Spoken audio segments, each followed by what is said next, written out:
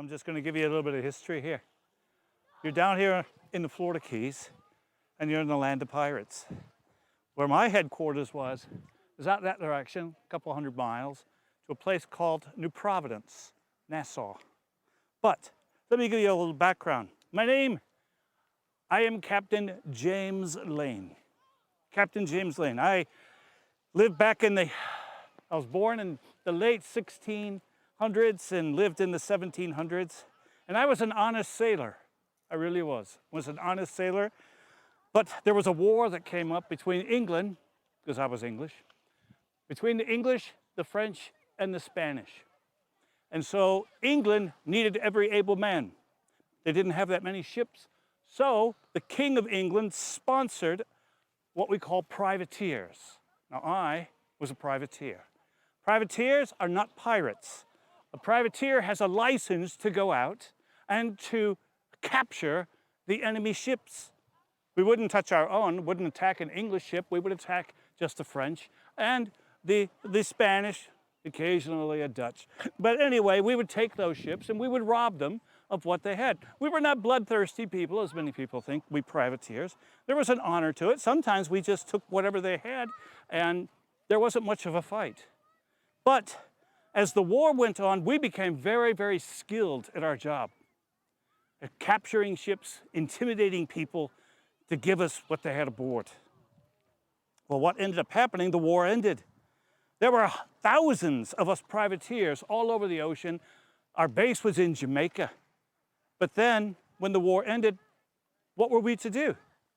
Some didn't want to go back to fishing. Some didn't want to go back to the honest trades.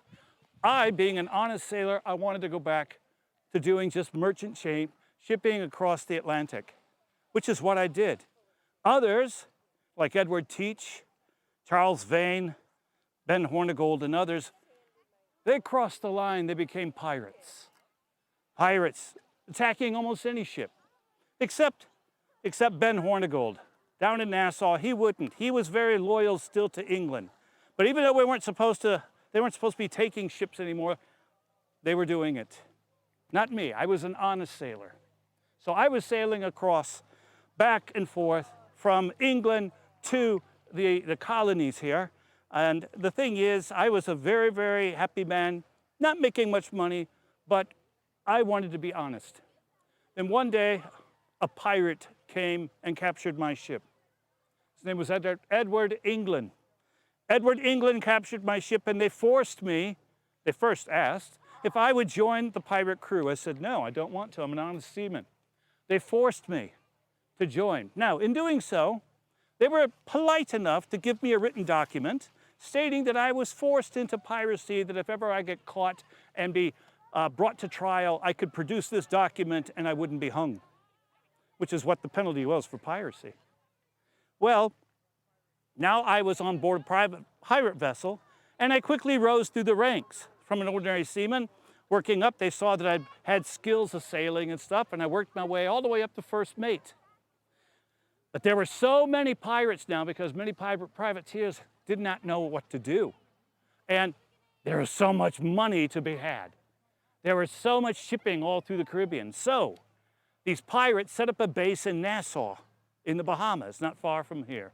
They sailed through the Florida Keys because the Spanish down in Cuba and throughout the other side of the Gulf had many treasure ships. And so the pirates were so successful at taking the enemy ships, and not just the enemy. There was no real war at this point. It was the French, the Spanish, the Dutch, the English, everything. They shut down the shipping. The King of England tried to stop it by sending the Royal Navy. We did not fear the Royal Navy. The ship I was on was outfitted with over 40 guns. And we sailed back and forth across the Atlantic, from the Bahamas to Africa to Madagascar and others.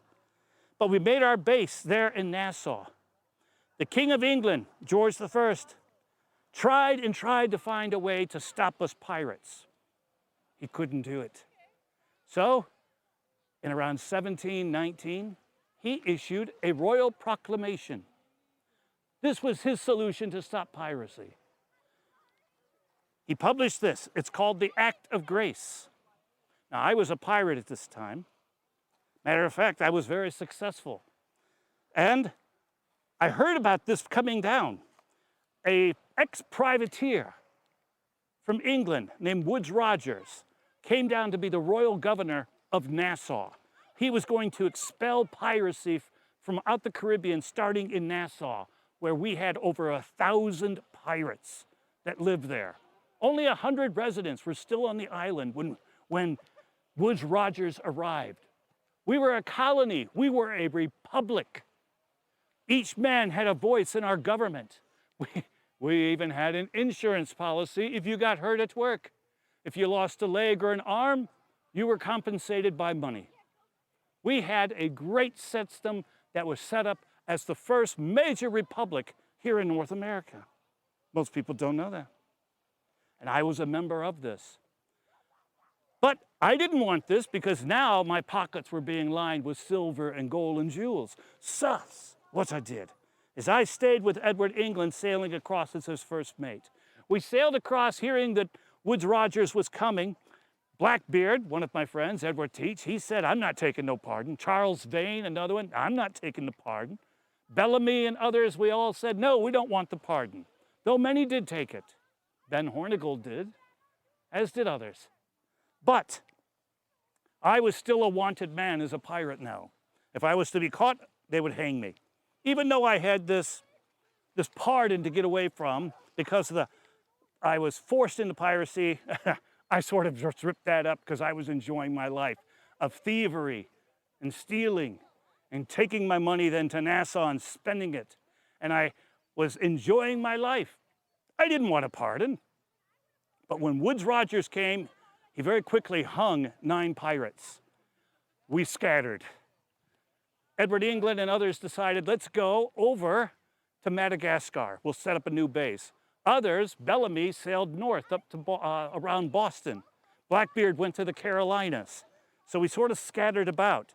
Woodes Rogers sent Ben Hornigold, the man who taught us how to be pirates, who is now working for the English government, was sent after us to catch us and to hang us. So we took off. I sailed across on my way to Africa. We captured a nice-sized vessel. And Edward England said, James, this vessel's for you.